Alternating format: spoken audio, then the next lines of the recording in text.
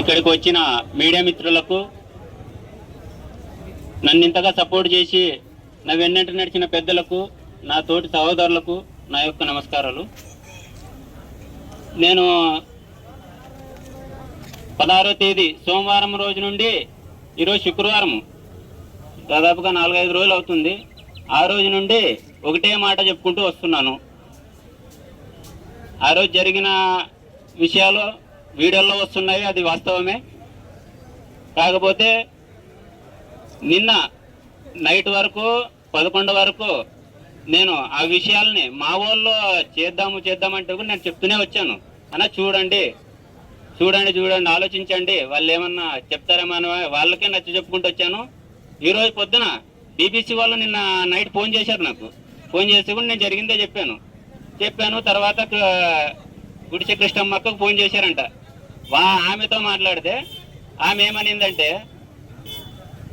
ఇది రాజకీయాలు చేస్తున్నారు, నాకేం సంబంధం లేదు, సర్పంచ్ కూడా వైసీపీ నుండి బీజేపీలోకి వచ్చాడు, ఆయన దాంట్లోకి మళ్ళీ తిరిగిపోతాడనే ఉద్దేశమే ఉంది, అందుకని ఇవన్నీ చేస్తున్నారనే లెక్కలో మాట్లాడుతుందంట. సరే, అది పక్కన పెడితే నేను ఊర్లోన దిగినప్పటి నుండి గుడి దగ్గరికి చేరుకునే వరకు మీ ప్రవర్తన నేను గమనిస్తూ వచ్చాను. కాకపోతే ఇన్ని రోజులు నేను చెప్పలేదు, కానీ మీరు నేను ఎంత సంయమనం పాటించి ఇటు వరకు తెచ్చాను, అయినా కూడా నిన్న ఏమాత్రము మనసులో పెట్టుకోకుండా మీరు చేశారు కాబట్టి నేను చెప్తున్నా. ఊర్లో సమస్యలు అడుగుతున్నారు, ఎప్పుడు చూస్తుండవు అని నిర్లక్ష్యంగా మాట్లాడింది. అక్క చెప్తున్నాను కదా అక్క, సారీ అని నేను ఎమ్మెల్యే గారు పిలిచానని అటోమేటిక్గా వచ్చానని నేను చెప్పాను. అది అటుగా అయిపోయింది.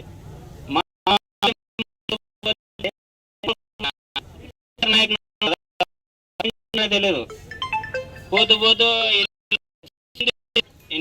ఊర్లో సరిగ్గా పని లేదు, అది చెప్పలేదు, ఇది చెప్పేది లేదని. పక్కన అదే టీడీపీ నాయకుడు భూపాలన్న వచ్చాడు. ఆయన ఏ మాట్లాడలేదు. ఆయన వేరే వాళ్ళు నన్ను దూషించి మాట్లాడేది కూడా సరే బాబు అన్నని చాలా వరకు నచ్చి చెప్పాడు. అక్కడ ప్రజలందరూ విన్నారు. ఆయన అంతా పాటించారు, ఈమె అంత చేసుకుంటూ పోయింది. తర్వాత గుడి దగ్గరికి చేరుకున్న తర్వాత కూడా నేను ఎమ్మెల్యే గారు రాండి పైకి నేను పిలుస్తుంటే నేను పోయేసరికి ఆ మాట వచ్చినాక నేను నిలబడేసాను కిందకు. అది అయిపోయిన తర్వాత కూడా సమావేశం మొత్తం అయిపోయిన తర్వాత వాళ్ళు వెనుకలు ఉన్నారు. ఎమ్మెల్యే గారు అంటున్నారు, మీరు ఇట్లా చేసేదానికి వాళ్ళు క్రిస్టియన్లోకి పోతున్నారు, అట్లా చేయకూడదు కదా అని అంటున్నారు. సరే, అది అయిపోయింది. వాళ్ళు మాట్లాడుతున్నాను, సైకుండే విన్నాను. తర్వాత కార్యకర్త ఇంటికి పోదాం రండి నన్ను ఎమ్మెల్యే గారిని పిలుస్తుంటే, ఆ తర్వాత చూద్దాంలో, ఫస్ట్ నువ్వు ఎందుకు శానిటైజేషన్ చెప్పలేదు, అది మాట్లాడు ఫస్ట్ అని ఏదో ఆయనకు పక్కనున్న కార్యకర్త సాధారణ పౌరులు మాట్లాడుతుంది. ఈరోజు చెప్తున్నాను, నేను ఇన్ని రోజులు నేను చెప్పలేదు, అదేమి నోటి నుండి వచ్చింది అయిపోయిందని చెప్తూనే వచ్చాను. మరి ఏమే రాజకీయాల్లో ఆమె తెచ్చింది, అది మమ్మల్ని రాజకీయం చేస్తున్నారని ఎట్లా అంటుంది? అది ఇక్కడ జరిగేది. ఇప్పటి వరకు నేను సోమవారం నుంచి నిన్నటి వరకు నేను సంయమనం పాటించాను. ఇది నా చేతిలో లేదు. ఇప్పుడు నా దళిత జాతి అందరి సమక్షంలో ఇది నడుస్తుంది. నేనేం చేయలేను. నిన్న నైట్ 11 వరకు నేను ఎదురు చూశాను. ఏమన్నా తప్పు లేదు చూశాను.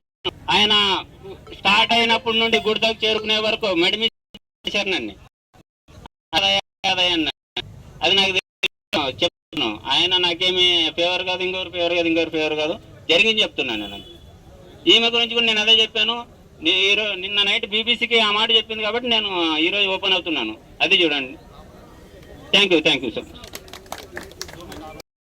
మనకు తెలిసి ఇప్పటికే రాష్ట్రంలో, దేశంలో దళితులపైన దాడులు, హత్యలు, అత్యాచారాలు అనేటువంటి నిత్యకృతమైనటువంటి పరిస్థితి మనం చూస్తా ఉన్నాం.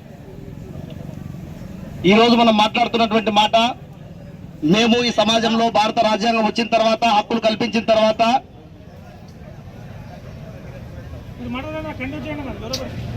రాజ్యాంగం అనేక రకాల హక్కులు కల్పించిన తర్వాత, రాజ్యాంగం ద్వారా ఈరోజు ప్రజాప్రతినిధులుగా అక్కడక్కడ వస్తున్నటువంటి వాళ్ళు కూడా గ్రామీణ ప్రాంతాల్లో మనం చూస్తున్నాం.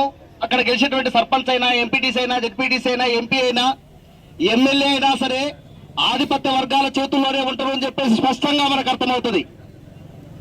ఎందుకంటే ఈరోజు మనం చూస్తాం చాలా చోట్ల కూడా దీనికి సంబంధించి చెప్పారు కాబట్టి మనం తిరిగి చెప్పాల్సినటువంటి అవసరం లేదు అని చెప్పేసి అనుకుంటా ఉన్నాను. ఎందుకంటే ఈ రోజు నేను గట్టిగా కనుక నేను మాట్లాడితే తిరిగి రేపు నాకు సీట్ ఇస్తాడో లేదో అని చెప్పేటువంటి దుర్మార్గమైన బతుకులు బతకాల్సినటువంటి పరిస్థితి వచ్చింది దళితులకు. కాబట్టి ఖబర్దారని చెప్పేసి మనం హెచ్చరించేటువంటి పరిస్థితి రావాలి అని చెప్పేసి ఈ సందర్భంగా కోరుతా ఉన్నాను. ఎందుకంటే స్పష్టంగా చెప్తా ఉన్నాడు ఎమ్మెల్యే గారు, తప్పించుకోవడానికి మాట్లాడుతూ ఉన్నాడు ఎమ్మెల్యే గారు, అదేవిధంగా టీడీపీ నాయకురాలు ఇద్దరు మాట్లాడుతూ ఉన్నారు. వాళ్ళు చెప్తున్నదేమి అపాలజీ చెప్తా ఉన్నావు, సారీ చెప్పామని చెప్పేసి చెప్తా ఉన్నారు. ఏం చెప్తున్నారు మీరు? నా పైన ఎస్సీ ఎస్టీ అట్రాసిటీ కేసు ఎక్కడ వస్తుందో అని చెప్పేసి భయపడి కదా మీరు మాట్లాడుతున్నది. అది కదా మీరు చేసింది. మొన్న చేసింది ఏం చేశారు? సర్పంచుడు మీకు నాకు పైకి పిలుపుకోకుండా ఆయన చెప్తున్నారు స్పష్టంగా ఈరోజు ఏ రకమైన వివక్షత ఏ రకమైన కొనసాగిస్తున్నది. ఒకరిపైన ఎక్కువ ఒకరిపైన తక్కువ ఉండిండొచ్చు కాక, కానీ మేము చెప్తున్నది ఏమంటే దళితులను దేవాలయంలో ఎక్కనివ్వకూడదు అన్నటువంటి వివక్షత ఈ ప్రాంతంలో కొనసాగుతున్నదా లేదా? గుండెలపైన చేసుకొని చెప్పండి అని చెప్పేసి అడుగుతా ఉన్నాను. మరి ఈ ప్రాంతంలో ఉన్నటువంటి కుల వివక్షతను రూపుమాపాల్సినటువంటి బాధ్యత మీ పైన ఉందా లేదని చెప్పేసి అడుగుతా ఉన్నాను. కాబట్టి ఆమె అనింది కాబట్టి నేను ఏమనలేదు, ఇక్కడే ఉండు ఈ సేవలో చూపింది, స్పష్టంగా వినిపిస్తుంది కదా, కనిపిస్తుంది కదా.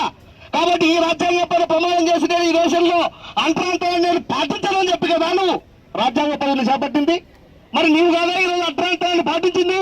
అది ఎవరైనా, అది బీజేపీ, వైసీపీ, టీడీపీ, ఇంకే కూటమి లేకపోతే ఎవరైనా సరే అంతరాంతరాన్ని పాటిస్తే దళితులంతా ఒక్కటే ఖబర్దారని చెప్పేసి మనం తిరగబడకపోతే, మనం మాట్లాడకపోతే ఈ సమాజం ఇంకా నిన్ను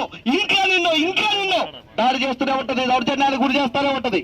అందుకోసమే కోరుతా ఉన్నాం, మీరు సారీ చెప్పడం కాదు, రాజ్యాంగ పరంగా మీరు శిక్షార్హులు అని చెప్పేసి వాడు చెప్తా ఉన్నాం. ఈరోజు ఆమె ఓ కార్పొరేషన్ చైర్మన్ గా ఉన్నారు, అవునా? మరి కార్పొరేషన్ మెంబర్ గా ఉన్నారు. కార్పొరేషన్ మెంబర్ గా ఉన్నటువంటి ఒక ప్రధానమైనటువంటి రాజ్యాంగబద్ధమైనటువంటి ఒక పదవిలో ఉన్నటువంటి ఒక వ్యక్తి ఎంత స్పష్టంగా చెప్పిందండి, ఆమె ఎస్సీ అంటే అర్థమేమి? ఎస్సీ అంటే గుడి మెట్లెక్కకూడదు, ఎస్సీ అంటే గుడి కట్టెక్కకూడదు. గుడి కట్ట సాక్షి కదా మాకు జరిగేటువంటి అవమానం. ఈ రోజు చాలా మంది చెప్తా ఉన్నారు క్రైస్తవులు కావడానికి కారణం అని చెప్పేసి అడుగుతా ఉన్నారు. నీవు కాదా నన్ను గుడి మెట్లెక్కని వాళ్ళని, నువ్వు కాదా నన్ను గుడిలోకి రానివ్వకోకుండా బయటపెట్టింది. గుడిలోకి వస్తే దేవుడే మైలపడతాడని చెప్పేసి చెప్పారు కదా మీరంతా. దేవుణ్ణే మైలపరిచేటువంటి శక్తి కనుక మాకుంటే మా పైన దాడి చేసేవాళ్ళని, మా పైన హత్య చేసేవాళ్ళని, మా పైన అత్యాచారం చేసేవాళ్ళని భస్మం చేయమా? కాబట్టి భస్మం చేసి చేస్తామని చెప్పేసి సందర్భంగా తెలియజేస్తా ఉన్నాను. కాబట్టి మిత్రులారా, కాబట్టి డాక్టర్ బాబాసాహెబ్ అంబేద్కర్ గారు మాకు రాజ్యాంగంలో హక్కులు పొందుపరిచారు. 13 నుండి 17 దాకా స్పష్టంగా ఈ దేశంలో అంతరాంతరాన్ని ఎవరు పాటించినా వారు శిక్షార్హులు అని చెప్పేసి చెప్పారు. మరి వీళ్ళు శిక్షార్హులు కాదా? ఇప్పటికే పోలీసులు సుమోటోగా కేసు బుక్ చేసి వాళ్ళు అరెస్ట్ చేయాలి. అరెస్ట్ నుండి తప్పించుకోవడం కోసం ఆడుతున్నటువంటి డ్రామాలు మాత్రమే ఇవి. కాబట్టి మనమంతా ఐక్యంగా ఉండాలి. సాధారణమైనటువంటి పౌరులకే కాదు, ఈరోజు రాజ్యాంగం ప్రకారంగా రాజ్యాంగం ప్రసాదించినటువంటి హక్కు ద్వారా ఈరోజు పదవి చెప్పినటువంటి సర్పంచ్ కు అన్యాయం జరిగితే ఈరోజు ఆ మిత్రుడు స్పష్టంగా నా డిమాండ్స్, నా పోరాటం నా జాతి చేతుల్లో ఉందని చెప్పేసి చెప్పాడు. స్పష్టంగా నా జాతి చేతుల్లో ఉందని చెప్పేసి చెప్పాడు. దీనికి మనమంతా గర్వపడాలి, మనమంతా ఐక్యం కావాలి. తప్పనిసరిగా శిక్ష పడేదాకా పోరాడాలి అని చెప్పేసి సందర్భంగా నేను కోరుకుంటూ అన్ని స్టేషన్లో ఇక్కడే కాదు, కుల వివక్ష వ్యతిరేక పోరాట సంఘంగా మొత్తం రాష్ట్ర వ్యాప్తంగా ఈ కార్యక్రమాన్ని పిలిపిస్తా ఉన్నాం. రాష్ట్ర వ్యాప్తంగా కలిసి వచ్చేటువంటి ప్రతి సంఘాన్ని కలుపుకొని అన్ని పోలీస్ స్టేషన్లలో కేసు పెడతాం. పోలీసులు ప్రభుత్వము తెలుసుకోవాలి. ఇప్పటిదాకా ముఖ్యమంత్రి స్పందించలేదు, అదేవిధంగా హోమ్ మినిస్టర్ స్పందించలేదు. వెంటనే స్పందించి ఎవరైతే కానుకోయిన ఉన్నారో ఎమ్మెల్యే పైన, అదేవిధంగా గుడిసె కృష్ణమ్మ పైన ఎస్సీ ఎస్టీ అట్రాసిటీ కేసు పెట్టాలని చెప్పేసి కోరుతూ ఈ పోరాటానికి ఎంత దూరమైన సరే వెళ్తామని చెప్పేసి తెలియజేస్తూ ఈ అవకాశం అందరికీ ధన్యవాదాలు.